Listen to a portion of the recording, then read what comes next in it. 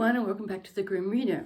I'm experimenting a little bit with lighting, and right now it's sort of like I almost feel like I'm on stage because the light is very close to my face, but I think that's how things work. Just because it's shining in my face and it's a little irritating, I think you see, I'm trying to avoid all the shadows that one gets with bad lighting. And, full confession time, I'm heading towards 60 age-wise, and I never wear makeup just because I don't. Maybe I should. Cue comments as to yes, you should, but anyway, I don't. And so I don't think I'm super vain, but we're all somewhat vain, and so I'm just trying to sort of avoid it can quickly look, lighting is very important, as you all know. People who do BookTube know that. People who do YouTube know that. Anyway, I'm just experimenting. So, and it looks like the little light in the back its battery kind of goes away, so it might just stop flickering, but for now it's still doing the color changes, just to give you guys something else to look at if you get sick of looking at me.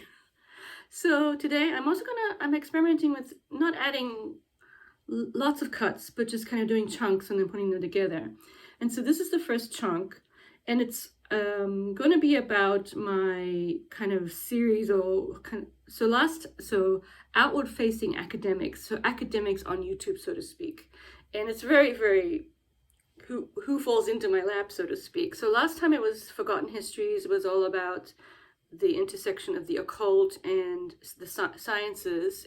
Dr. Andreas Sommer, who kindly reached out and explained to me that he's now an independent scholar, and this is what he does.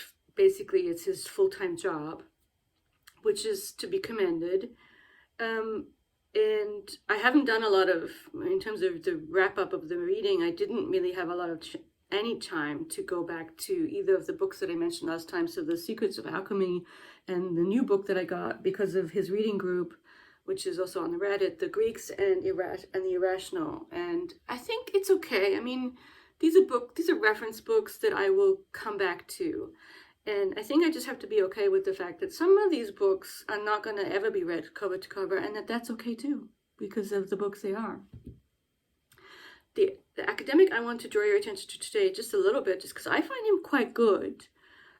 He is a philosophy professor / perhaps religion professor, and he's German. But he's based in a really interesting place. He's a philosophy professor at the University of Macau. And I'm seeing if one of my things is his page. Yes, this is his page at the University of Macau.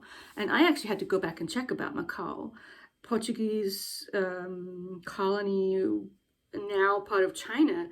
But of course its claim to fame, and maybe you guys know this, is that it's a gambling mecca, which is such an interesting sort of, it seems so capitalistic. And it is very capitalistic, basically, but it's still part of China. Anyway, that's neither here nor there for this introduction to this person. His name is Hans-Georg Möller, and he's YouTubing under the channel name, which of course I'll put in the show notes, Carefree Wandering.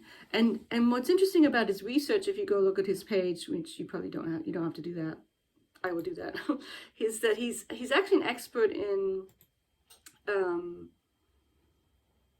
he focuses on Chinese and comparative philosophy. So Chinese philosophy, specifically Taoism, I may not be saying it right, but also social and political thought, social systems theory. So that's probably why he ended up in Macau, or one reason. And his channel name, as I said, is Carefree Wandering. And I think, so my sense from this person, you could tell me in the comments, he's just a professor. His office looks so typical of a professor. It's got a bunch of articles in the back.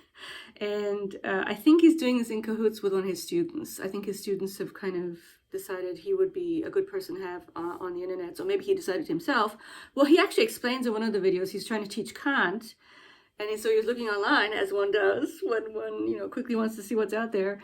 And he found examples of bad introductions to Kant. And so that's how I found him. It was...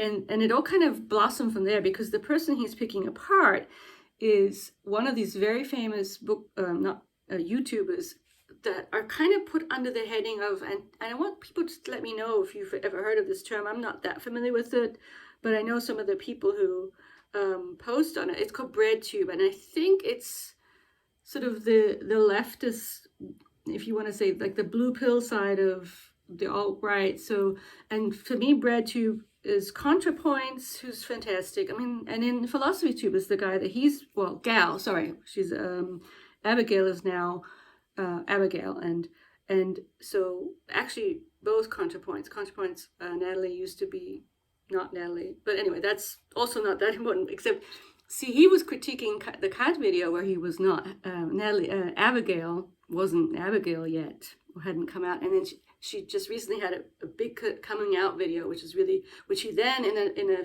next video talks about, and that's kind of what I wanted to draw your attention to. Is I think there's 2 more videos, and so the next video that he talks about how he was critiqued for misrecognizing her, and he goes into a really interesting, and I think also for us booktubers kind of relevant to a certain degree, at least if we're interested in this stuff, analysis of identity and sort of the frameworks on which identity has been based, historically speaking.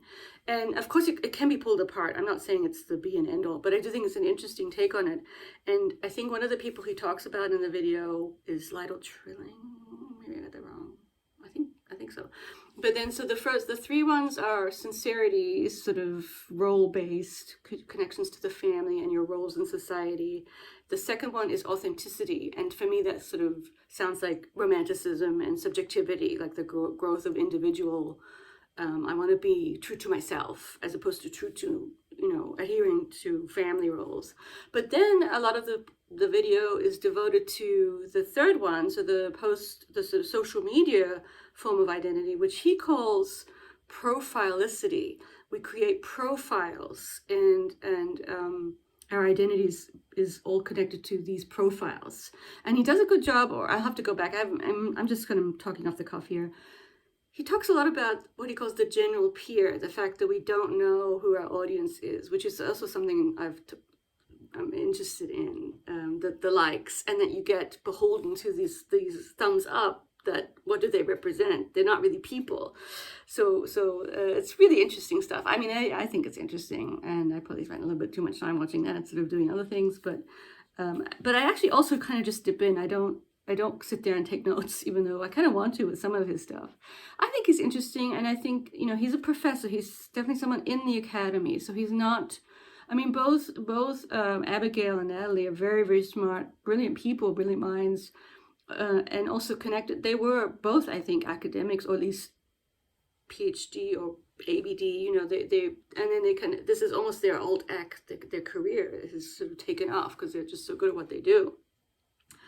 And the other person who's interesting in the BreadTube, I think she's part of BreadTube, is Lindsay Ellis. Now I think she's so brilliant. I think she's so smart and articulate and funny. She's hilarious too. And I've come across her stuff from Teaching Fairy Tales because she did some really, really interesting, they're very, very lots of research in these videos regarding Disney. So tell me if you watch these people. I'm interested in what people watch. I mean, this is sort of adjacent to BookTube. But it's all kind of interesting. So that's my professor talk for today, the outward-facing YouTube professor that I'm going to introduce you guys to, and I will be back shortly. Okay, let's sit there now, that's fine. Hi, I'm back with the actual reading update for the past week, and I finished one book. I finished Giovanni's Room by James Baldwin. Most definitely a 5-star read. Published in 1956, I think, focusing on the love relationship between David from America, kind of like a jock type, more or less, blonde, and then Giovanni, this young Italian man who'd also kind of fled his family, and they have this relationship, this intimate, erotic love relationship, but it's kind of clear that it's not going to be forever for one thing, even early on, there's hints at what has happened sort of in the future. It's beautifully written, really, really well done, and makes me want to read all of Baldwin, or much more Baldwin. And so one thing I've been thinking about is how, the terms of the likability of the characters. And so I was thinking about it because my feelings towards David, the main guy, sort of we see it from his perspective, changed a little bit, or went back and forth throughout the novel. But in retrospect, I do think I feel sorry for him. I do think that even though he doesn't really come off really very well in the novel, I keep looking at the wrong side. Sorry. And I think it's almost as if because his voice is that of the beautiful prose of Baldwin, you can't help think that this is a very deeply feeling person. It's so well written. Even the stuff about his family and growing up in America, and his somewhat strange relationship with his father, and the fact that because he has, there's this discussion, is he must be bisexual or homosexual, but I think his homosexuality is, a big part of him. And I don't know, maybe I'm completely off here to say this, but my sense that he's basically homosexual, but he does love Hella, the woman in the novel, too. But I don't know, I think it's more that he loves the idea of that kind of more conventional, so to speak, relationship, and the idea of having a quote unquote, whatever that means, normal relationship with a man just isn't in the picture for him.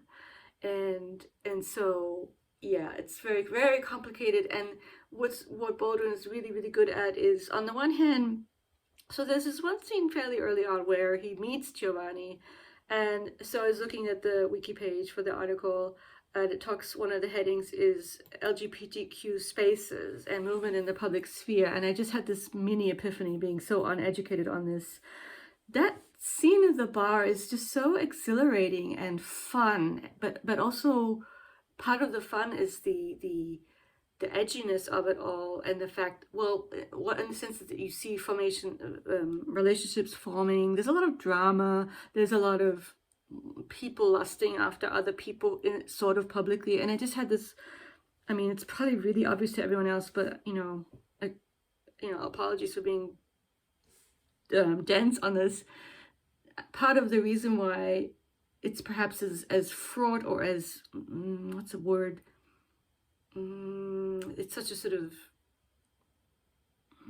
exciting, fraught space with all these relationships having, and a lot of times of an erotic nature, is because this is a safe space.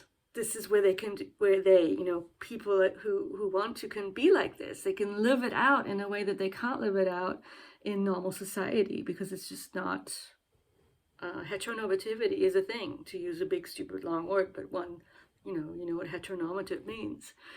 And I really like that scene where they get to know each other, and even then they go on, drift on through the night, and end up in Giovanni's room. In a certain sense, I think Giovanni is the more problematic character, and it's only because we kind of understand him to a certain degree, but not in the way that we don't get his inner thoughts the way we get David's inner thoughts. And that's sort of, I almost want the companion novel of Giovanni's take on all of this.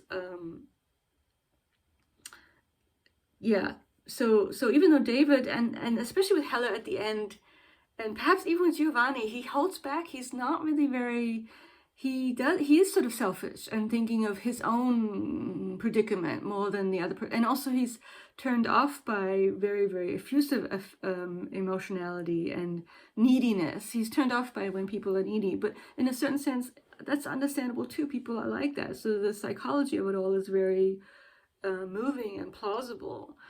Even though it's not always expressed. I mean, he wouldn't use these terms, but in a certain sense, he does address it by the fact that he explains or expresses his kind of withdrawing from Giovanni because of this, what I was saying about perhaps Giovanni is coming off at least as too needy or too well, and he is very sort of, without you I would die and all that. And I always think, I don't know, maybe, this is just me, but when I hear stuff like that, I think, well, that is manipulative to say stuff like that. So, there's levels of toxicity going on there. Anyway, but it was a fantastic read and a fairly swift read, which leaves me with my other two big novels, which are both going quite well. And but I'm a little bit weary of time already. And I mean, I'm reading The Recognitions, and I'm reading Karenina. So maybe I'll just say a little bit off the cuff. I feel like with Recognitions, it's really hard to talk about why it's so good.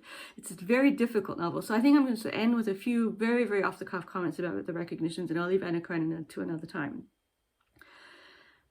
It's an amazing, life-changing type of read for me. I mean, not life-changing, but in the sense of he packed so much into at the sentence by sentence level. It's just simply mind-blowingly good, but also it is a very difficult book. I mean, I sit there poring over sentences, trying to sort of untangle and figure out the perspective. So quite often what Gaddis seems to like to do is take on almost what I'm going to call a drone perspective. So, or a helicopter hovering over these scenes of the city, and then describing them in that kind of, with that kind of drone's eye view of capturing a lot. And then what he does is he'll take that kind of drone sort of spatially, using that metaphor in terms of time too. So he'll zoom in and out of, and so a lot of stuff it'll be modern times, so the 50s, I guess.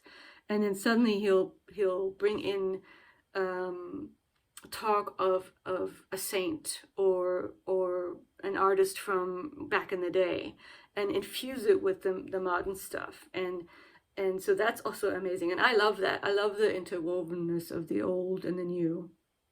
And then another thing he does, which is probably what I love the most, and it's the hardest to express, is the way he describes the inner, it's not even thoughts, the inner workings of his main characters, the way they have these moments of, so that there was this one brief description of Esme, who's turning into a really interesting character. She's a poet, and it's describing how her relationship to words, and how the words, how she almost enters into a type of fugue state when she's writing poetry, which I really think is interesting. And I'm wondering about actual poets, Sylvia Plath, whatever, whoever, and how the poem writes itself. It almost becomes automatic.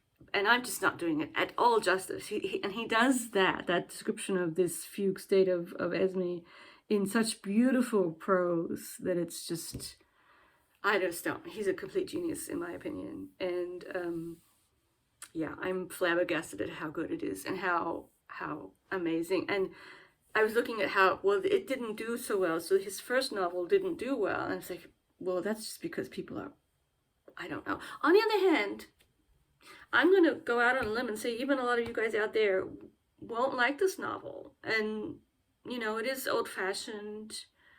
But I think the main reason why people won't read it is difficult. Like, I read out a sentence to my husband, and he just made an off-the-cuff remark about how it's sort of Jamesian. So the syntax, his sentences are difficult in terms of, so like reminding us of Henry James. And then I thought, yeah, but then it's also a little bit like Joyce. It's sort of like James and Joyce together. So that's, right there, that's not easy stuff.